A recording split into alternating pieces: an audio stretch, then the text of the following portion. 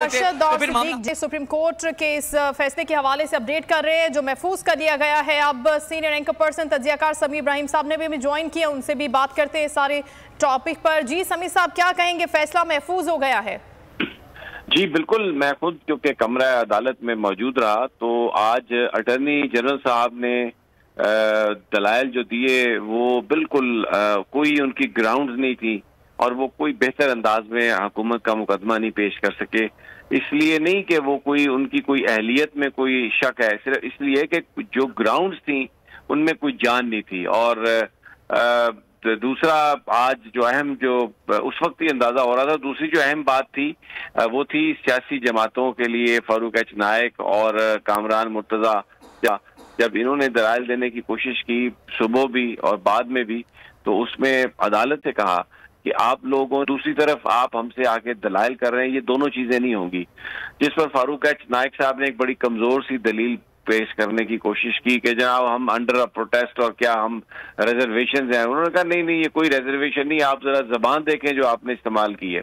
तो उनको तो बिल्कुल जो है ना इसमें मौका नहीं मिला। अदालत ने बेसिकली आइन और कानून की जो चीजें हैं वो सामने रखी। आज बहुत कोशिश की अटॉर्नी जनरल साहब ने और सेक्रेटरी डिफेंस ने भी कि अदालत उन्हें टाइम दे दे, हमने ब्रीफिंग देनी है, हमने पता नहीं क्या, वो उन्होंने कहा जी बड़ा सेंसिटिव इंफॉर्मेशन है। तो इस पर ये कहा अदालत ने कि हमें वो सेंसिटिव इंफॉर्मेशन चाहिए ही नहीं, हमारा उससे कोई काम नहीं है, आप उस इंफॉर्मेशन को अपने पास रखें। हमारे जो अगर आप जो आपने इलेक्शन कमीशन को सीधा सीधा बातें बताई हैं वो हमें क्योंकि अदालत ये कह रही थी कि आपने जो पूरे सूबे के जो है मोर देन 50% जो है वो बिल्कुल ठीक है, तो आप उसमें सिलेक्टिव हो सकते हैं। फिर एक बड़ी अहम बात जो कही आज अदालत ने कि अगर आर्मी जो है वो नहीं आ सकती तो फिर आप जो एयरफोर्स है और नेवी उनसे भी तो बंदे आ सकते हैं। और सेक्रेटरी डिफेंस से सवाल किया तो उन्होंने कहा जी हमारे पास एक रिजर्व फोर्स है। लेकिन साथ ही फिर उन्होंने अगला भी लुकमा जोड़ दिया बीच में कि वो देखें उसको एक्टिव करना पड़ता है, उसको ट्रेनिंग करना पड़ता है। यानी नजर आ रहा था कि ये कहीं और से बात हो रही है और कुछ अज़ाइम कुछ और हैं।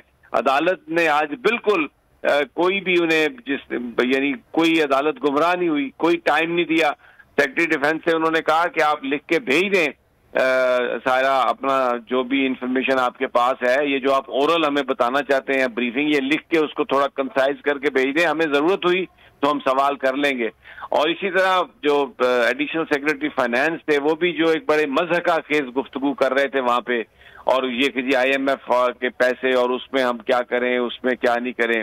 बहरहाल जो आज की सारी समात थी उसमें जो नजर आ रहा था उसमें शाइस्ता, उसमें ये था कि बिल्कुल कोई दलाइल नहीं है इनके पास, अटॉर्नी जनरल के पास, हुकूमत के पास, और वो बेसिकली सिर्फ इंतखाब मुलतवी कराना चाहते हैं। और राइटली अदालत ने पॉइंट आउट किया कि 8 अक्टूबर को भी जो है वो इनका कोई ऐसा इरादा नहीं लगता। तो अब फैसला महफूज हो गया।